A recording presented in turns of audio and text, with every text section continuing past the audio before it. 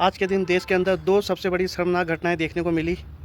सोनम वाजुकी जो कि जंतर मंतर पर आंदोलन कर रहे थे, दिल्ली पुलिस नहीं कहूँगा, बीजेपी के कार्यकर्ता, दिल्ली पुलिस के रूप में जो बीजेपी के कार्यकर्ता हैं, जो खाकी वर्दी पहने हुए हैं, जिनको जनता जनार्दन का ध्यान रखना चाहिए, वो आजकल बीजेपी के लिए कार्य कर रही है। सोनम वाजुकी को जंतर मंतर से भूख हड़ताल के आज 19वां दिन था, लेकिन उन्हें आज सुबह दिल्ली पुलिस द्वारा और बीजेपी की पुलिस के द्वारा उठा के ले जाया गया जबरन। और जंतर मंतर पर होने वाले आंदोलन को दबाने का एक पूरा का पूरा बीजेपी का जो षड्यंत्र है, बड़ा अजीबोगरीब सा लगा। और जनता जनार्दन में कोई भी चीज़ को बोलने को तैयार नहीं। और जो लोग इसका विरोध करते हैं, उनके घरों में बच्चे नहीं हैं पढ़ने के लिए। मैं बता देता हूँ, अनपढ़, जाहिल और गंवार लोग हैं, उन्हें पता नहीं है कि आंदोलन किस लिए किया जा रहा है। वो केवल हिंदू मुस्लिम करने वाले हैं, हनुमान जी को अपने सामने नचाने वाले हैं, हनुमान जी को ये दिखाने वाले हैं कि हनुमान जी बीजेपी का प्रचार कर रहे हैं। हनुमान जी के पास अब यही काम रह गया, बीजेपी का प्रचार करने का। और देश की जनता जो मूर्ख, अनपढ़, गंवार हैं, वो इस पे रामराज का नाम ले रही हैं। अरे कम से कम याद करो, दशरथ जी के राज में जब श्री राम जी का राज तिलक हुआ, तो उस समय भी हनुमान जी को नचवाया नहीं गया था। यहाँ पे आपके बीजेपी जो रावण के वंशज हैं, वो हनुमान जी को नचवा रहे हैं। क्योंकि लंका में तो हनुमान जी ने नाच नाच के आग लगाई थी। लंका में जो आग लगाई थी, हनुमान जी ने नाच नाच के लगाई थी। और यही होने वाला है। हनुमान जी बीजेपी में इस तरीके से आग लगाएंगे कि बीजेपी का कोई भी कार्यकर्ता सड़क पर नजर नहीं आएगा। सड़क तो दूर की बात है, देश छोड़ के भागना पड़ेगा। और जो लोग देश छोड़ के नहीं भागेंगे, वो गुलामी करेंगे। यहाँ बीजेपी की इतनी बुरी हालत होने वाली है। बीजेपी के आसाराम जी का हाल देखा, आज कोई नाम लेने वाला नहीं, वरना घरों में तस्वीरें लगा के बैठते थे। वो भी हिंदूवाद का नारा देते थे। बागेश्वर धाम वाले भी हिंदूवाद का नारा देते थे। ज़मीनों में केस दर्ज हो रहे हैं। आज उन कहते हैं कि मुझे अपने भाई से कोई लेना देना नहीं। जब आपके भाई से कुछ लेना देना नहीं, तो उनके पास लाइसेंस शुदा हथियार कहाँ से आए? उनके पास इतनी महंगी महंगी कारें कहाँ से आई? जब आप खुद कहते हो कि हमारे पास खाने के दाना नहीं था हमारे परिवार के पास, तो फिर इतनी महंगी महंगी कारें कहाँ से आ रही है? सहयोग तो आप ही कर रहे हो, बागेश्वर धाम सरकार।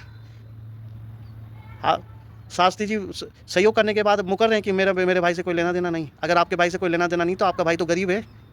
आपके तो खाने के दाने नहीं थे, आपको तो भरे मंच में बोलते हो। फिर उनके पास इतनी महंगी महंगी कारें कहाँ से आई? उनके पास लाइसेंस शुदा बंदूकें कहाँ से आई? ये एक पूरा का पूरा खेल और एक सिस्टम है उन लोगों के द्वारा जो अंधे बनाते हैं। आज अगर जागरूक हो गए, शिक्षित हो गए, रोजगार से सक्षम होंगे, तो आपको ये चीज़ें समझ में आएगी। महंगाई की मार के संबंध में देख लो, कोई बीजेपी का कोई विधायक या सांसद बोल पाता है क्या? केवल उनसे हिंदूवाद मुस्लिमवाद करवा लो, इसके अलावा उन्हें कुछ भी नहीं आता। अगर उनके मुँह से कोई तीसरी या चौथी शब्द भी निकलते हो तो बता दें कोई भी।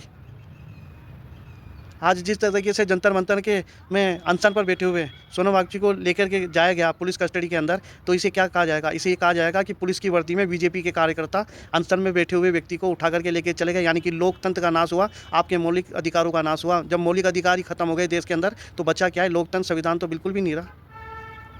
जब मौलिक अधिकार ही नहीं रहे, तो लोकतंत्र और संविधान बिल्कुल भी नहीं रहा। फिर बताओ क्या करोगे आप लोग? सोनम वाजुकी को जिस तरीके से उठा के लेके जाया गया जंतर मंतर से, जिस तरीके से उस आंदोलन को दबाया गया, जिस तरीके से कॉकरोच जनता पार्टी के द्वारा किए जाने वाले आंदोलन को दबाया जा रहा है, वहाँ पे जिस तरीके से अराजकता फैलाई जाती है आरएसएस के द्वारा। आरएसएस के कम से कम 500,000 ऐसे कार्यकर्ता हैं जो कि अलग अलग तरीके से वहाँ डिमोरलाइज करने का काम कर रहे हैं, जिनकी कई बार गिरफ्तारी हो चुकी है।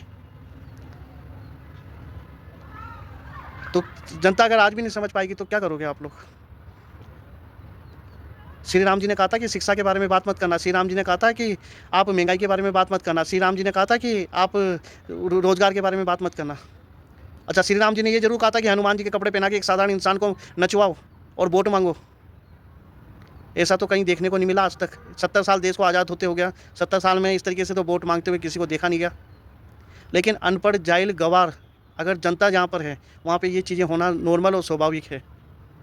क्योंकि अनपढ़, जाहिल, गंवार जनता को बड़े अच्छे तरीके से बेवकूफ़ बनाया जा सकता है, क्योंकि उनको ये मालूम है कि राम जी और हिंदू राष्ट्र की बात करने वाले। अरे हिंदू राष्ट्र की बात करते हो तो उन मंदिरों में जाकर के देखो जहाँ पे दिन रात है ना व्यापार किया जा रहा है, जहाँ दिन रात है ना एक तरीके से पूरा व्यापार का अड्डा बन चुका है। फिर हिंदू राष्ट्र कहाँ रहा, जहाँ पे पैसों के अलावा किसी चीज़ की बात नहीं की जाती? अयोध्या में राम मंदिर में चंदा चोरी का काम, जिन्होंने राम जी की स्थापना करी, वही चंदा चोरी कर रहे हैं। जनता के मुँह नहीं है क्या? जब तो बहुत बड़ी बात कर रहे थे कि बीजेपी राम जी को लेके आए, तो फिर आपके चंदा चोरी हो रहा है, तो इनको क्या बोलोगे आप? हैं? इसके लिए क्या बोलोगे आप? आपके राम जी का चंदा चोरी करके लेके चले गए, बोलो कुछ तो। नहीं बोल पाओगे क्या कुछ भी? जबान गिर गई क्या? अब तुम्हारा खून नहीं खोल रहा क्या? तुम्हारे राम जी का सोना चोरी करके ले गए। जो राम जी की स्थापना करने वाले थे वही लोग राम जी का सोना चोरी करके ले गए। अब तो कुछ बोलो, अब तो कुछ अपना दिल में से कुछ आवाज़ निकालो। आवाज़ें बंद होगी क्या सभी की? हिंदुवाद का नारा देते थे, हिंदुवाद हिंदुवाद करते थे।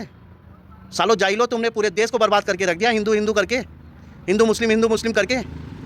शिक्षा की बात तुम्हारे मुंह में नहीं है, रोजगार की बात तुम्हारे मुंह में नहीं है, महंगाई की बात तुम्हारे मुंह में नहीं है।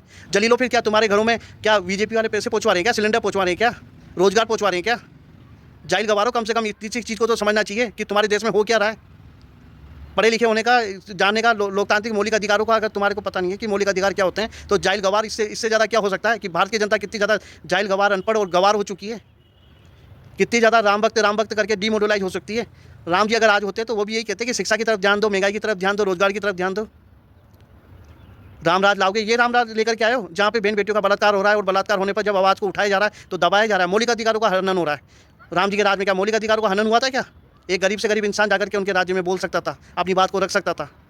यहाँ पे मेरे देश का प्रधानमंत्री किसी मीडिया के सामने फेस नहीं हो पाया 12 साल से, जो पूरे विश्व में सबसे बड़ी जलील होने की बात है, क्योंकि उसको बोलने का ढंग नहीं है, उसको ये समझाने का तरीका नहीं है कि किस बात का किस तरीके से जवाब दिया जाता है। बीजेपी वालों ने धंधा बना रखा है, राम राम कर करके, हिंदू राष्ट्र कर करके धंधा बना रखा है, व्यापार बना रखा है। इनके घर बार इसी चीज़ों से चलते हैं और किसी चीज़ से नहीं चलते। और जाहिल गवार की जो जनता है वो बिकती है बाकायदा पैसे लेकर के। जंतर मंतर पे होने वाले आंदोलन को जिस तरीके से दबाया जा रहा है, ये आने वाले देश और देश की जो बर्बादी हो रही है, इसकी भरपाई कभी नहीं हो पाएगी, क्योंकि आने वाली जो आपकी पीढ़ी है ना, उसी को गुलाम बनाया जाएगा, किसी और को गुलाम नहीं बनाया जाएगा। पहले अंग्रेजों ने गुलाम बनाया, फिर बीजेपी वाले गुलाम बनाएंगे। फिर अपनी बहन बेटियों की रक्षा करना अधिकतर सबसे ज़्यादा विधायक या सांसद अगर किसी पार्टी के अंदर है 376 के मुकदमे में, तो बीजेपी पार्टी के अंदर है। अगर मालूम नहीं हो तो गूगल पर सर्च करो, मालूम करो। बीजेपी पार्टी उन लोगों की पार्टी है जो कि अंग्रेजों की गुलामी क्या करते थे, अंग्रेजों के लिए जासूसी क्या करते थे। ये उनकी संतान है आज के समय पर। उच्च कोटि निम्न कोटि जातिवाद सारा का सारा फैला करके आपस में लड़ाओ, लेकिन बेरोजगारी की बात कभी मत करो, रोजगार की बात कभी मत करो, शिक्षा की बात कभी मत करो। जाहिल गवारो, इससे बड़ी बेशर्मी की बात क्या हो सकती है। जय हिंद, जय भारत।